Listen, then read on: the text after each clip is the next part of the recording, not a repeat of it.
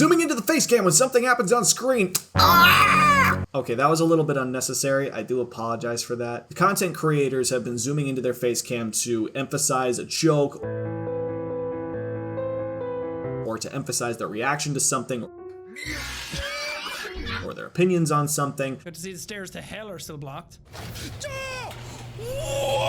For years now. It's an excellent and efficient way to tell a joke. However, some of the big-time YouTubers like Markiplier, Jacksepticeye, CoreyXKenshin have found a way to innovate that zoom-in effect to make it not only more interesting, but also more hilarious. Let's take this clip from Markiplier, for example. It's all so spooky. Whatever am I going to do? You see that? The borders of his face cam zoom in this first part, but in the second part right here, the borders stay the same size, but it zooms into his face. And it isn't necessarily a bombastic or outrageous way of innovating your content creation game, but it is a good way to improve it and add to your skill set and adds a little bit more flavor to your content depending on what you're trying to make.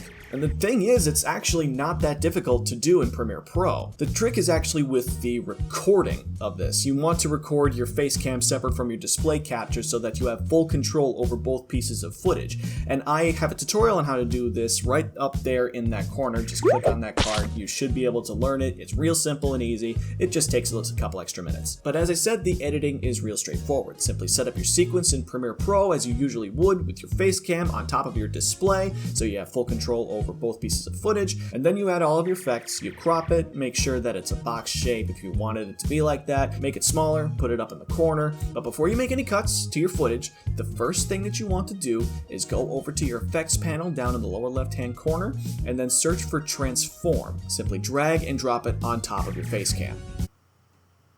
That's it. If you have a specific part of your footage that you want to zoom into, simply make the cuts that are necessary, and then you can use the zoom feature in the transform effect and zoom into your clip without making any adjustments to the borders, and it stays the exact same size. And what's even greater is if you go back up to motion and you scale, you can actually increase the size of the footage and borders, but you can still zoom in and out of the face cam to your liking. It's really, really magnificent and easy to do. If you wanted, you could also keyframe it so it gradually zooms into your face, or whatever you feel like. It's really up to you. One important thing that you should keep in mind is to keep the transform effect on top of the crop effect. If you just leave the transform under the crop, then it will only have the same effect as the scale in the motion section, but if you leave it on top of crop, then you will have this effect at your will. Alright, and that's pretty much it, but because you've been such a good lad, I'm going to show you another thing that Markiplier does in this clip, which is face tracking. If you wanted to do any motion tracking effects with the zoom into the face cam, the first thing that you want to do, instead of adding the footage directly onto the timeline, you want to create a new sequence from the footage. I'll explain why in just a sec. Add on all the effects as necessary, and if you have a part of your clip that you want to zoom into, you go to the beginning of where you want to make the cut, press Ctrl K,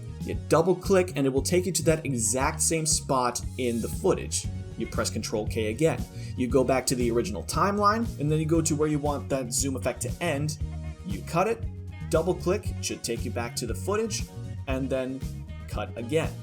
Now with that small section in the footage, what you want to do is right click and select Create After Effects Composition.